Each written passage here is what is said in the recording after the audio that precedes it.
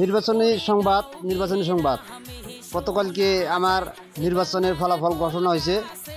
তো যাই হোক, আমার 21 নং রামহরিচর খানকুয়াগাঁও পঞ্চায়েতের 5 নং বিশৃঙ্খলঙ্গচর প্রথম খণ্ডর যে ইউনিট সদস্য হিসেবে বিজয় সাব্যস্ত ঘোষণা হয়েছে মেহজুবিন নার্গিস খানম।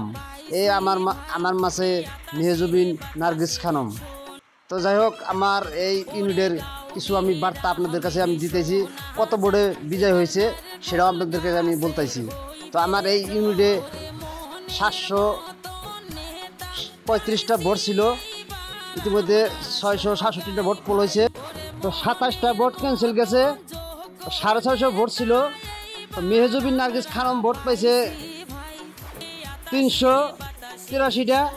আর ইংলিশটা যেটা প্রতিদ্বন্দ্বী আছিলেন রুমিয়া খাতুন, তে ভোট পাইছে 266টা।